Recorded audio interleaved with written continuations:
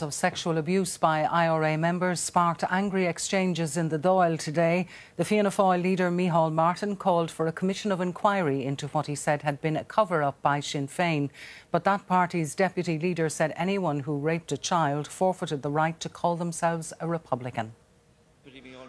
Leaders' questions, more like questions for Sinn Féin this morning, with Micheal Martin using the session to turn up the heat on Gerry Adams and his party with a call for a commission of inquiry into the allegations of sex abuse by IRA members. The bottom line is in 2002,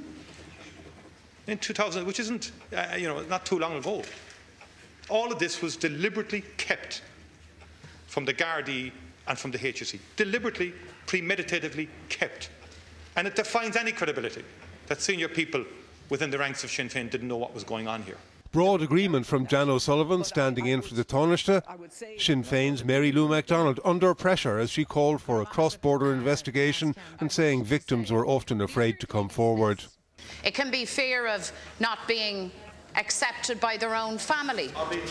Or they might be shot, said one Labour TD, and for the Minister as well, Sinn Féin's compassion was contrived. It's about time you and your own party took your responsibility in all of this, rather than putting it on people who were abused and putting it on providing a smokescreen in relation to a north-south intervention. Mary Lou MacDonald responded with a defiant challenge to her own movement. Let me speak directly to Republicans, every last one of us, to ensure the safety of our children, to ensure that where there has been an injustice done to anybody, that is corrected for. Anybody who rapes a child forfeits the right to describe themselves as a Republican. Those are bold assertions, but this controversy still has some distance to run for Sinn Féin. And with the Garda investigation getting underway, some elements are outside the party's control. David Davenport, RTE News, Leinster House. And for more on this, our political correspondent Martina Fitzgerald joins us now. Martina, as David says, this will run for Sinn Féin. Unrelenting pressure on them today. That's right, and it's worth noting that Sullivan also said in the Dáil today that it was her understanding that Sinn Féin had conducted internal investigations into cases of sexual abuse, and it was her understanding that there were 100 cases.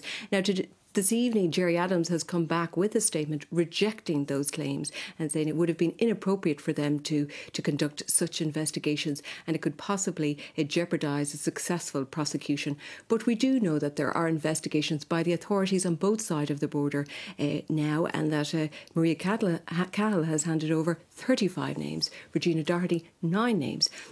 And of course, there's a matter of that list that Gerry Adams handed over that he received through his post box. But we don't know the number of names on that list because Sinn Féin has not revealed it.